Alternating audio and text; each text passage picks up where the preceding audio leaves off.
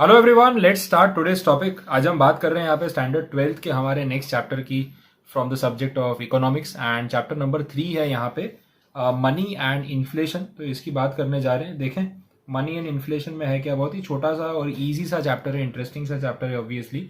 सो पहले थोड़ा सा इंट्रोडक्शन देखते हैं, मैं आपको उसी के थ्रू बताता हूँ कि इस चैप्टर में क्या क्या आने वाला है। सबसे पहले बोल रहे हैं कि सारी इकोनॉमिक एक्टिविटी जो भी दुनिया में हो रही है उसके लिए सबसे इंपॉर्टेंट चीज है money and it is the main ingredient, ऐसा बोल सकते हो, मेन एलिमेंट है टू सेटिस्फाई हर और हिज नीड्स। ठीक है, एन इंडिविजुअल रिक्वायर्स मनी, ये उन्होंने क्लैरिफाई किया। To buy goods and services, पैसों के बिना तो कुछ होने वाला नहीं है। It is not only the medium of exchange but it is also used to as the store value. People save money for their future needs. मतलब कोई भी चीज़ आपको चाहिए, कुछ खरीदना हो इन द सेंस कि आपको कोई गुड्स की रिक्वायरमेंट है, कोई सर्विसेज की रिक्वायरमेंट है, तो ऐसे बोलते हैं ना, nothing is free in life. ठीक है, nothing is free. So for everything you need to give something, give and take जो होता है वो रहेगा यहाँ पे। तो एक कॉमन जो बोल सकते हैं प्रोडक्ट रखा है, दैट इज मनी। तो जिसके पास जितने पैसे हैं उसको दे के वो उतनी गुड्स और सर्विसेज जो भी रिक्वायर्ड है वो परचेज कर सकता है। तो that is the idea behind creation और इन्वेंशन ऑफ मनी। वही बोला है यहाँ पे। अब ये ज़रूरी भी है, इन्होंने बोला है कि इंसान की जो ज़रूरत है वो अनलिमिटेड है। ठीक है, human wants are unlimited and a person can not satisfy all the wants by one's produce. मतलब अभी आपको भूख लगी है, आपको क्या क्या खाना है पीना है, जो कुछ भी है, तो सब कुछ आप अपनी मर्जी से खुद से ग्रो नहीं कर सकते। मतलब अब आप अपने घर में ही सब्जी भी उगा रहे हो, दाल भी उगा रहे हो, चावल भी उगा रहे हो, शक्कर भी बना रहे हो, सब कुछ तो नहीं पॉसिबल है ना कुछ तो ऐसा होगा जो आपको किसी और से लेना पड़ेगा, एक्सचेंज करना पड़ेगा। ठीक है, thus a person tries to satisfy maximum possible wants by way of mutual exchange of goods and services. जैसे अब मैं आपको पढ़ा रहा हूँ तो मैं आपको सर्विस प्रोवाइड कर रहा हूँ, तो सब कुछ आप खुद से सीख जाओगे, सब कुछ आप खुद से पढ़ लोगे। हो सकता है कुछ सब्जेक्ट्स आप इजीली प्रिपेयर कर पाओ, लेकिन कहीं हो सकता है कि आपको प्रोफेशनल गाइडेंस की जरूरत पड़े।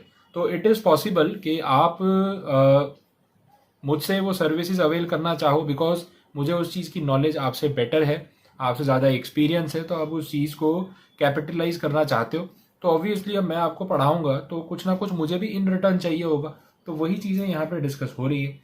इन earlier times human beings use to satisfy their wants by exchanging goods and services. ठीक है, among themselves such a system of exchange for satisfying the wants was called a barter system। पहले के time पे क्या होता था, जब पैसा नहीं था, करेंसी नहीं थी, सिक्के नहीं थे, नोट नहीं थे, तब क्या होता था, तब जो सिस्टम चलता था उसको हम बोलते थे बार्टर सिस्टम। बार्टर सिस्टम का मतलब है कि कहीं ना कहीं गुड्स का या सर्विसेज का एक्सचेंज हो रहा है, क्योंकि पैसा तो है ही नहीं। ठीक है, तो मुझे अगर आपसे सपोज चावल चाहिए, आप चावल की खेती करते हो, तो मेरे पास पैसे नहीं है आपको देने की, तो हो सकता है कि मैं आपको सामने कोई प्रोडक्ट दे दूं। अब मैं बर्तन बनाता हूँ जो ना मिट्टी के घड़े, मिट्टी के बर्तन मैं वो बनाता हूँ, थोड़ा प्रिमिटिव एज की बात कर रहे हैं, आज से ये आज की जो टेक्नोलॉजी बेस्ड एरा है उसके पहले की बात कर रहे हैं। तो आपको मैं मिट्टी का घड़ा दे रहा हूँ, उसके बदले आप मुझे चावल दे रहे हो या जो भी आप ग्रो करते हो वो दे रहे हो। इस तरीके से चीज़ें एक दूसरे से एक्सचेंज की जा रही है, तो उसको हम क्या बोल सकते हैं, that is a barter system. अब सपोज ऐसा है कि मैं आपको पढ़ा रहा हूँ, तो ऑब्वियसली मैं पढ़ा रहा हूँ तो मुझे भी चीज़ें कंज्यूम करनी है, खाना पीना मुझे भी खाना है सपोज। अब ऐसा कुछ है कि आपके पेरेंट्स कुछ मैन्युफैक्चर करते हैं। ठीक है, हो सकता है मैन्युफैक्चर ना सही, कुकिंग वुकिंग या कुछ खाने पीने का उनका है, या कोई फूड प्रोडक्ट बनाते हैं। तो मैंने आपको बोला कि ठीक है एक काम करो, मैं आपको पढ़ा देता हूँ, उसके बदले आप मुझे इतने किलो अनाज दे दो। ठीक है, तो वो हो गया सामने, मतलब जो मैंने मेहनत की उसके बदले मुझे अनाज मिल गया और मैं वो अनाज कंज्यूम करके अपना गुजारा कर लूंगा। तो ऐसी चीज़ें होंगी। तो that was a barter system. तो ये बड़ा इंटरेस्टिंग रहा होगा तब के टाइम में। अब उसी के बारे में पहले इंट्रोडक्शन दिया कि कहानी शुरू तो बार्टर से ही होगी। Barter system is a system of exchange where the goods and services are directly exchanged for other goods and services without using a medium of exchange such as money। मतलब यहाँ पे पैसों की कोई ज़रूरत ही नहीं है, ऐसा कोई मीडियम की रिक्वायरमेंट नहीं है, ये क्लियर कर दिया, without using a medium of exchange. ठीक है, ये क्लैरिफाई कर दिया। अब कुछ लिमिटेशंस थी इनकी। In the earlier years individuals lived in a simple village, had less needs and carried out agricultural exchange of goods services। तो तब ये सब चल जाता था क्योंकि सस्टेन करने के लिए बहुत कम चीज़ों की ज़रूरत पड़ती थी और लाइफस्टाइल बड़ा ही सिंपल सा था। तो इसलिए उन्होंने बोला कि जो लोग ज़्यादातर लोग गाँव में रहते थे और खेती बाड़ी करते थे, या जैसे कैटल्स हैं तो मिल्क का बिजनेस करते थे, तो वहाँ पे एक दूसरे से खाने पीने की चीज़ें एक्सचेंज की और काम हो गया। वैसे ही होता था। शू मेकर है तो वो कपड़ा, फूड, जैसे घी बोला है, तो आपस में आप कोई भी चीज़ें एक्सचेंज कर सकते हो ना। Teachers use to get food in exchange for knowledge. मैंने आपको बोला कि मैं आपको पढ़ाऊंगा तो आपसे खाने पीने की चीज़ें ले लूंगा, उस तरीके से होगा। तो ऐसे करके काम चल रहा था। लेकिन फिर जैसे जैसे दुनिया बदली, कहीं ना कहीं सिचुएशन चेंज होती गई। ठीक है, क्या अब नई सिचुएशन आई वो भी देख लो। उन्होंने बोला increasing population, socio economic development resulted in an increase and change in the demands, making them more specific. मतलब ऐसा क्या है, यही गुड्स चाहिए, ऐसी ही चीज़ चाहिए। इंडस्ट्रियलाइजेशन, अर्बनाइजेशन, लेबर का डिवीजन, स्पेशलाइजेशन, तो यहाँ से ना बार्टर सिस्टम बहुत लिमिटेड सा फील होने लगा कि इसके आगे तो अब कुछ हो नहीं सकता है।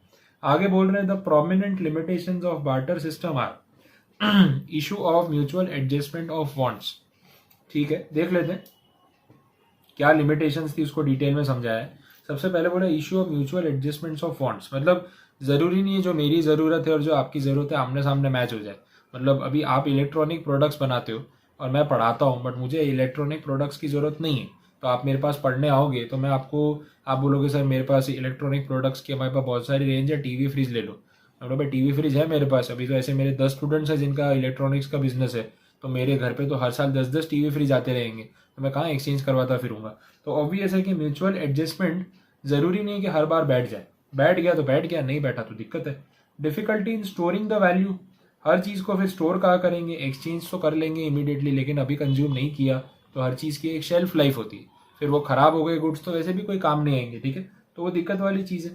Problem of measurement of value, ये भी तो दिक्कत है ना, हर चीज़ को मेजर करना। मतलब मैं जो पढ़ा रहा हूँ उसकी value in terms of wheat, in terms of rice, in terms of sugar, in terms of petrol, in terms of cloth, in terms of shoes कैसे लगाएंगे। ठीक है, ऐसा नहीं एक चैप्टर एक जोड़ी जूते के बराबर है, आप मैं एक चैप्टर पढ़ाऊंगा, एक पेयर ऑफ शूज़ आप मेरे घर पे भेज देना, ऐसे तो करना बहुत मुश्किल हो जाता है ना। तो मेजरमेंट करना बहुत डिफिकल्ट होता जा रहा था बार्टर सिस्टम में, और इसीलिए फिर कहीं ना कहीं ज़रूरत लगी कि एक कॉमन मीडियम ऑफ एक्सचेंज हमें जनरेट करना पड़ेगा। आगे बढ़ते हैं। अब आया कॉन्सेप्ट ऑफ मनी।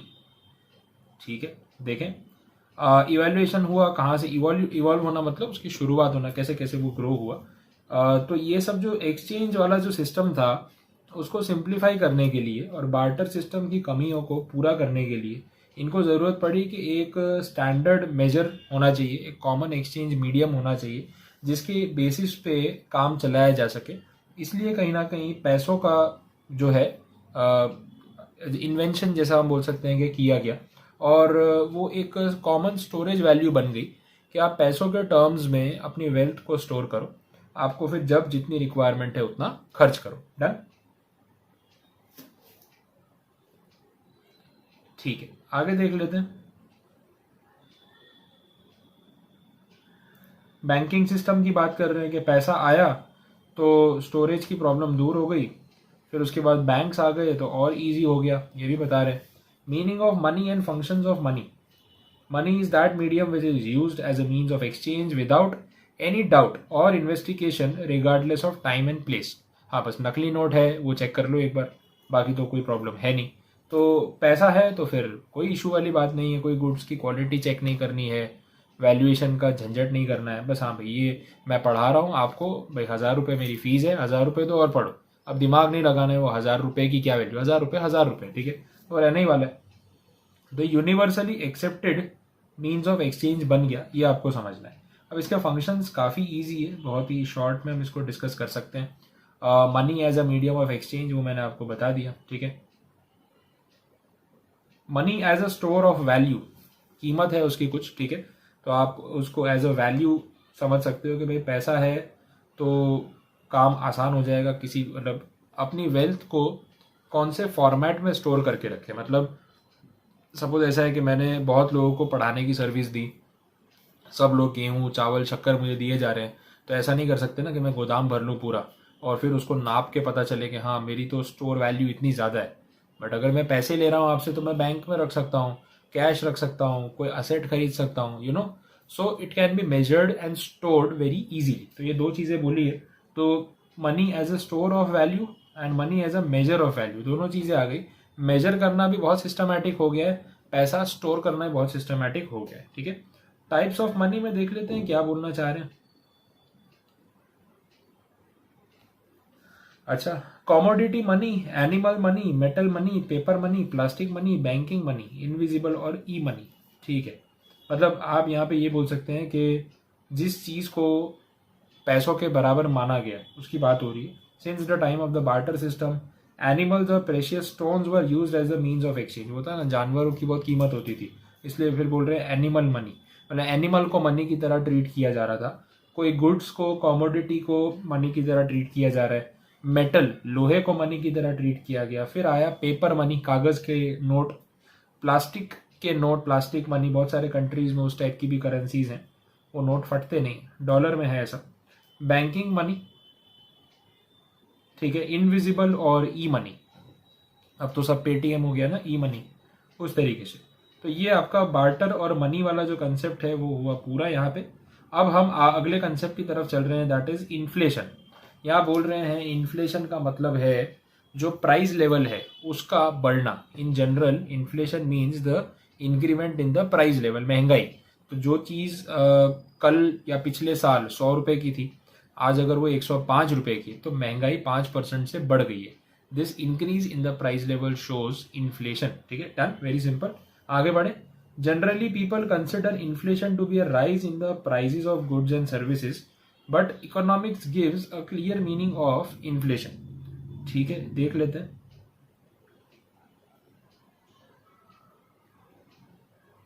देखें क्या बोला है डेफिनेशन में, वो भी क्लियर कर लेते हैं।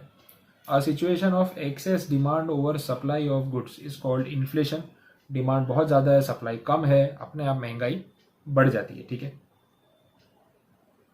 Inflation is said to occur when monetary income rises faster than the real income, ठीक है। असली इनकम नहीं बढ़ी है उतनी, लेकिन हर चीज़ के दाम मॉनेटरीली बढ़ते जा रहे हैं, तो कहीं ना कहीं महंगाई बढ़ जाएगी। मतलब अगर कोई चीज़ 100 रुपये की है और वो 110 की हो जाए, मेरी कमाई 100 रुपये थी वो भी 110 हो जाए, तो शायद मुझे इतना लगेगा नहीं। लेकिन अगर मेरी कमाई 100 की 102 रुपये हुई है और महंगाई 100 से 110 हो गई है, तो मुझे लगेगा कि ऊपर के 8 रुपये सर्वाइव करने के लिए मैं कहाँ से लाऊं। तो जितना इनकम लेवल बढ़ता है उतना प्राइजेस उसी रेंज में बढ़े तो ठीक है, लेकिन अगर उसे ज़्यादा बढ़ने लग जाए तो हमें तकलीफ होने लग जाती है, ठीक है। The constant and steady increase in price leads to decrease in the purchasing power of money. मतलब अगर हर चीज़ के दाम बढ़ते जाएंगे तो पैसों की वैल्यू कम होती जाती है। यह ध्यान रखना, टाइम के साथ पैसों की वैल्यू कम होती है। ये बहुत ही बेसिक सा पॉइंट मैं आपको बता रहा हूँ। मतलब जैसे कैसे कम होती है, कैसे आप बोल सकते हो, आज से 10 साल पहले पेट्रोल का प्राइस शायद 40 रुपये लीटर रहा होगा, आज 80-90 रुपीज़ लीटर हो चुका है। तो 1 लीटर पेट्रोल कमाने के लिए या उसको अवेल करने के लिए मुझे 40 रुपये देने पड़ते थे, आज उसी 1 लीटर पेट्रोल के लिए 90 रुपये देने पड़ रहे हैं। तो पेट्रोल की वैल्यू बढ़ी है, पैसे की नहीं, ठीक है। पैसा तो सस्ता हो गया, ऐसा आप बोल सकते हो कि अब 1 लीटर पेट्रोल बोलता है कि 40 रुपये में मैं नहीं अवेलेबल हूँ, 90 रुपये दोगे तब मैं अवेलेबल हूँ, मेरी वैल्यू ज़्यादा है, आपके पैसों की वैल्यू कम है। आया समझ में? दैट इज इन्फ्लेशन, ठीक है। आगे बढ़ते हैं। इन्फ्लेशन के कुछ कैरेक्टरिस्टिक्स हैं। Constant rise in prices, price rise in all sectors of economy, हर चीज़ के दाम बढ़ रहे हैं, लोगों की खरीदने की क्षमता कम हो रही है, पैसा सस्ता होता जा रहा है। मतलब मेरे पास आज से, मतलब आज मेरे पास 5 लाख रुपए हैं, आज से 20 साल बाद शायद 5 लाख की वैल्यू 50,000 के बराबर होगी। वो जो पैसे अपने सोचते हैं ना, वो चीज़ें यहाँ पे। The rise in the price level after full employment is inflation. मतलब ठीक है, सबको अपनी अपनी एम्प्लॉयमेंट भी मिल चुकी है, सबके पास काम है और सब अपना अपना जितना कमा रहे उतना कमा रहे, अभी भी चीज़ों के दाम बढ़ते जाएं अगर, तो फिर कहीं ना कहीं सबके लिए अनअफोर्डेबल होना शुरू हो जाएगा, ठीक है। Some other points to be considered for a better understanding of inflation, where government has kept control over and suppresses increase in price level, it is considered inflation even if there is no price rise. It is called suppressed inflation. मतलब ये petrol में पहले होता था कि petrol के दाम सरकार से पूछे बिना आप नहीं बढ़ा सकते, उसको रेगुलेशन बोलते थे। अब अगर सरकार ऐसा कर रही है कि प्राइस को सप्रेस कर रही है, मतलब एक्चुअली में तो महंगाई बढ़ रही है, सरकार उसको बढ़ने नहीं दे रही है, तो इन्फ्लेशन तो हो रहा है लेकिन सरकार ने उसको जबरदस्ती कंट्रोल करके रखा है, तो उसको हम क्या बोल सकते हैं, that is called suppressed inflation. ये चीज़ क्लियर हो गई, ठीक है। आगे बढ़े। नेक्स्ट पॉइंट, सेकंड पॉइंट में क्या बोला है देखें, if in an economy for shorter period of time, if there is an increase in the price of limited goods or services, then it is not inflation. ये भी एक condition उन्होंने clear कर दी. यहाँ पे बोल रहे हैं कि अगर इकोनॉमी में शॉर्ट पीरियड ऑफ टाइम के लिए कुछ पर्टिकुलर गुड्स और सर्विस, मतलब हर चीज के दाम नहीं बढ़े, कुछ सिलेक्टेड चीजें हैं जिनके दाम कुछ टाइम के लिए बढ़ गए, तो उसको हम इन्फ्लेशन नहीं बोल सकते. उसको हम बोल सकते हैं कि this is a temporary price rise because of any one of the factors in the economy or the environment, business environment, and then वो regularize हो जाएंगे. ठीक है, ऐसा होता है कितनी बार. when some factors of production are unemployed arise in the price boosts economic activity and gives more employment to factors and thus production rises and prices fall. okay, ये भी बोला है. कुछ पर्टिकुलर फैक्टर्स जो है प्रोडक्शन के वो unemployed है और उस वजह से कितनी बार क्या होता है कि प्राइस बूस्ट हो जाता है, प्राइसेस बढ़ जाते हैं. इकोनॉमिक एक्टिविटी, सॉरी ये कुछ इस तरीके से व्हेन सम, थोड़ा ग्रामेटिकली उसको अच्छे से फ्रेम नहीं किया. When some factors of production are unemployed arise in prices boosts economic activity and gives more employment to factors and thus production rises and prices fall. अब यहाँ पे ये बोला हुआ है कि कितनी बार ऐसा भी होता है कि कुछ पर्टिकुलर प्रोडक्शन फैक्टर्स जिनको यूज में नहीं लिया गया है, जिनकी वजह से प्राइस बढ़ गया. मतलब आप एफिशिएंसी से या जिस तरीके से प्रॉपरली अगर काम करते, इंडस्ट्रीज को चलाते और सारी मतलब जितने भी रिसोर्सेज है उसका प्रॉपर यूटिलाइजेशन करते, वो आप नहीं कर रहे हो ना, तो भी प्राइसेस राइज हो जाते हैं क्योंकि सप्लाई कम हो जाती है, डिमांड तो मेंटेन है ही, तो that relates to a price rise. But अगर वही सारी चीजें, वही सारे फैक्टर्स ऑफ प्रोडक्शन जो कुछ भी हैं, जो भी रिसोर्सेज हैं आपके पास, जो मशीनरी है, जो आपके पास ह्यूमन कैपिटल है, ह्यूमन रिसोर्सेज, सब अगर काम पे लगा दिए जाए, ठीक से अप्रोप्रिएट कर दिए जाए, तो अपने आप प्रोडक्शन बढ़ जाता है. और जब प्रोडक्शन बढ़ता है, सप्लाई बढ़ता है, डिमांड को मैचअप कर लेता है, तो प्राइसेस अपने आप नीचे भी आ जाते हैं. तो इन्फ्लेशन होता है तो वो कंट्रोल भी किया जा सकता है. If there is unemployment in the factors of production, it leads an economy the increasing price of goods or service, and it will allow employment to increase the production to decrease the price of goods and services. मतलब पता है overall क्या बोलना चाह रहे हैं कि एक बैलेंस करने की जो एक सिचुएशन होती है ना, बैलेंसिंग एक्ट चलता रहता है. जब प्रोडक्शन के जो फैक्टर्स हैं उनको यूज नहीं किया जाता है या उसका पेस कम हो जाता है, उसको अनएम्प्लॉय कर दिया जाता है, तो इन अ वे अपने आप प्राइसेस बढ़ने शुरू हो जाते हैं, प्रोडक्शन कम होना शुरू हो जाता है. बट फिर कुछ लोग अपॉर्चुनिटी पर ढूंढ रहे होते हैं ना कि नहीं यार, यहाँ पे काम कम हो रहा है, प्रोडक्शन कम हो रहा है, इस इंडस्ट्री में डिमांड बहुत हाई है बट प्रोडक्शन उतना नहीं आ रहा है, तो हम भी इस बिजनेस को करने में इंटरेस्टेड है. तो वो फैक्टर्स जब अपने आप इन्वॉल्व होते हैं तो अगेन प्रोडक्शन हाई होने लग जाता है, प्रोडक्शन राइज होता है, सप्लाई बढ़ने लगती है, डिमांड के साथ मैचअप होने लगती है, तो प्राइस अपने आप कंट्रोल में आ जाते हैं. तो ये चीजें हमेशा एक बैलेंसिंग एक्ट की तरह काम करती है, कभी बढ़ती है कभी कम होती है. आगे बढ़े.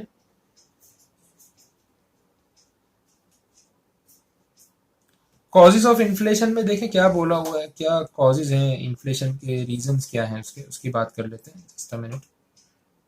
हाँ, यहाँ पे इन्फ्लेशन का मतलब कांस्टेंट प्राइस राइज बोला है जो हम बात कर रहे थे. दो मेजर फैक्टर्स हैं, एक है डिमांड और दूसरा है सप्लाई.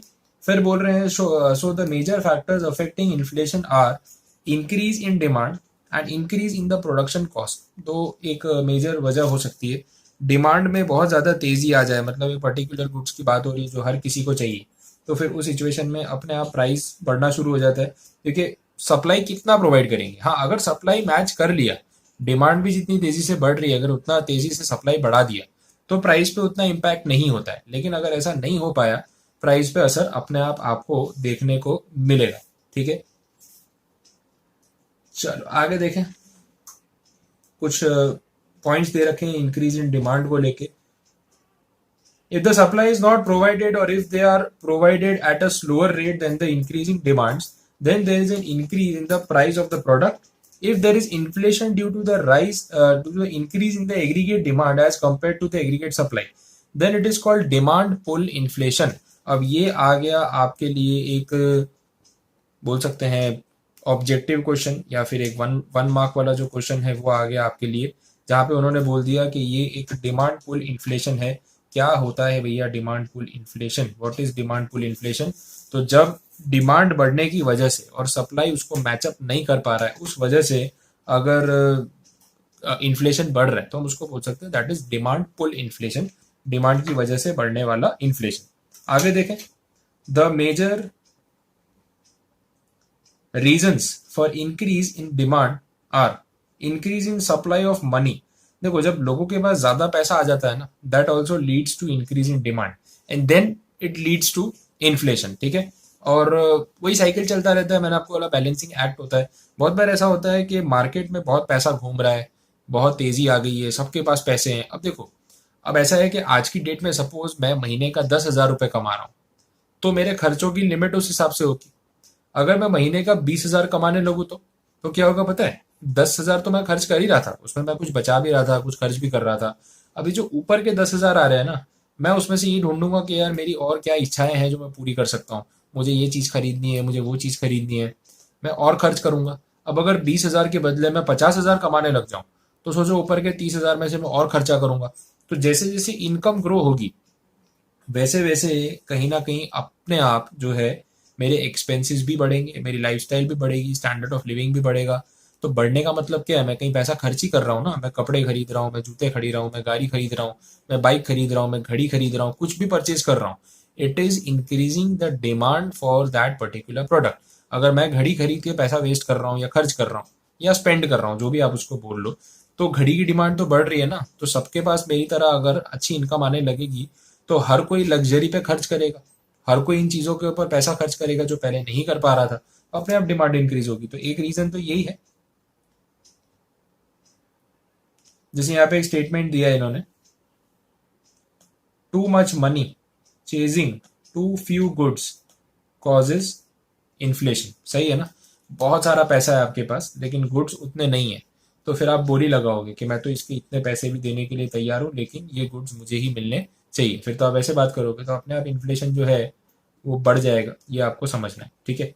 आगे, इंक्रीज इन पब्लिक एक्सपेंडिचर, या फिर आप बोल सकते हैं कि increase in the government expenditure. सरकार जब बहुत ज्यादा खर्चा करती है तभी भी ये चीज हो सकती है। If the government circulates money in excess of the production of goods and service in the economy by increasing public expenditure, तो भी यहाँ पे हो सकता है कि प्राइस लेवल्स जो है वो मोमेंटम पकड़ लेंगे। तो गवर्नमेंट जनरली कहाँ खर्चा करती है, गवर्नमेंट का खर्चा मतलब क्या, तो बोला है उन्होंने इंफ्रास्ट्रक्चर, बेसिक यूटिलिटीज, एम्प्लॉयमेंट के लिए। मतलब कितनी बार क्या होता है ना, सरकार को प्रोजेक्ट्स पे इसलिए खर्च करना पड़ता है ताकि लोगों को रोजगार मिले। हाईवेज बनाना, सड़कें बनाना, इलेक्ट्रिफिकेशन करना गाँव का जहाँ पे बिजली नहीं है, डैम बनाना। कितनी बार तो क्या होता है कि उनके एजेंडा में नहीं होता है कि अभी ये रोड बनानी है, लेकिन उनको पता है कि यार अनएम्प्लॉयमेंट बहुत है, हम सरकार है, हम ही गरीब लोगों को काम नहीं देंगे, वो बेचारे खाएंगे क्या, सारा रोजगार प्राइवेट सेक्टर तो दे नहीं सकता है। तो मजबूरी में उनको प्रोजेक्ट्स चलाने पड़ते हैं, पैसा उस पर खर्च करना पड़ता है ताकि लोगों को जो है पैसा मिलता रहे, उनकी सैलरीज होती रहे, डेली वेजेस वाले वर्कर हो, मनरेगा और ये सब जो स्कीम्स हैं जिसमें डेली मिनिमम वेजेस का प्रॉमिस है, वो फुलफिल तो करना ही है ना। काम कराओ नहीं कराओ पैसा देना पड़ेगा, तो काम करवाओ उनसे। तो गवर्नमेंट एक्सपेंडिचर अगर बढ़ने लग जाए तो भी सिचुएशन इस तरीके की हो सकती है। ओवर पॉपुलेशन, हे भगवान, ये प्रॉब्लम तो अपने यहाँ हमेशा था, है और रहेगा। ओवर पॉपुलेशन को हमसे अच्छा कौन समझ सकता है, ठीक है। संडे को निकलो गाड़ी लेके, पता चल जाएगा पॉपुलेशन कितनी है कितनी नहीं है। तो ऑब्वियसली ओवर पॉपुलेशन जो है, पॉपुलेशन एक्सप्लोजन भी बोलते हैं इसको, ये प्रॉब्लम जो है हम फेस कर ही रहे हैं and this is the biggest issue. मैं पर्सनली इसको बिगेस्ट इशू मानता हूँ बिकॉज ओवर और densely populated, highly dense population होने से हमें हर जगह फायदा तो चलो हम बोलते हैं हाँ इतना बड़ा मार्केट है, अरे मार्केट है तो वो तो बाहर वालों के लिए है ना। एप्पल वाला इंडिया को बहुत बड़े मार्केट की तरह देखता है, गूगल इंडिया को बहुत बड़े मार्केट की तरह देखता है, यूट्यूब इंडिया को बहुत बड़े मार्केट की तरह देखता होगा। लेकिन जो ये जो बड़ा मार्केट है उसमें भीड़ और ट्रैफिक भी तो उतना ही है, और उसकी वजह से कहीं ना कहीं उसके नेगेटिव इम्पैक्ट्स देखने को मिलते हैं। कंजम्पशन रिक्वायरमेंट्स हमारी इतनी हाई है कि वर्ल्ड का सबसे ज़्यादा एग्रीकल्चरल प्रोड्यूस करने के बाद भी हम एक्सपोर्ट करने में कितनी बार पीछे रह जाते हैं, बिकॉज हमारा सेल्फ कंजम्पशन इतना ज़्यादा है कि अपने कंट्री की भूख मिटाएं या बाहर वालों की, ठीक है। तो अपने वालों की भूख नहीं मिटती है तो बाहर वालों की कैसे मिटाएंगे, ये सिचुएशंस भी होती हैं। अच्छा, हम ये देखते हैं कि कंजम्पशन के साथ साथ कहीं ना कहीं एम्प्लॉयमेंट भी तो सबको चाहिए। तो लोग बढ़ते जा रहे हैं लेकिन एम्प्लॉयमेंट उतना जनरेट करना इम्पॉसिबल है। किसी भी गवर्नमेंट का इसके अंदर पूरी तरीके से बोल सकते हैं कि इंटेंशन गलत नहीं है उनका, सिर्फ कि भाई उनको एम्प्लॉयमेंट देने में इंटरेस्ट नहीं है। बिकॉज अब ये चीज़ हमें समझनी है कि वो तो समझते हैं, अंदर से बोलते नहीं है, लेकिन इलेक्शंस के टाइम पे बोल देते हैं हम इतने प्रोवाइड करेंगे, एजुकेशन ये वो, एम्प्लॉयमेंट ऐसा वैसा। बट उतना एम्प्लॉयमेंट जनरेट करना पॉसिबल ही नहीं। बट वो इलेक्शन में ये नहीं बोल सकते कि हम तो सच बोलते हैं, नहीं पॉसिबल है, वोट देना है तो हम ईमानदार है। कोई वोट नहीं देगा, तो नौकरियां देंगे देंगे बोल बोल के वोट लेना पड़ता है। फिर बात वही की वही है। तो ये हमें समझना है कि इतना ओवर पॉपुलेटेड होने से उसके नेगेटिव इम्पैक्ट्स भी इक्वली होने ही वाले हैं। ठीक है, तो यहाँ पे ओवर पॉपुलेशन की बात हो रही है, तो इसकी वजह से जब डिमांड बढ़ जाती है, सप्लाई उतना नहीं हो पाता है, तो ऑब्वियसली प्राइस राइज होता है। आप देखते हैं ना कितनी बार टमाटर प्याज ये सब चीज़ें, आलू टमाटर प्याज तीनों में से एक चीज़ तो मिनिमम महंगी होती है एट अ टाइम। कितनी बार दोनों महंगी होती है, और अगर तीसरी हो गई तो फिर काम खत्म हो गया। तो क्यों ऐसा हो रहा है? लेंटिल्स, पल्सेस, दाल जो भी हम बोलते हैं, उसके दाम क्यों इतने बढ़ जाते हैं? रीज़न यही, ठीक है, population and never satisfying demands. दूसरा फैक्टर है कॉस्ट ऑफ प्रोडक्शन बढ़ जाना।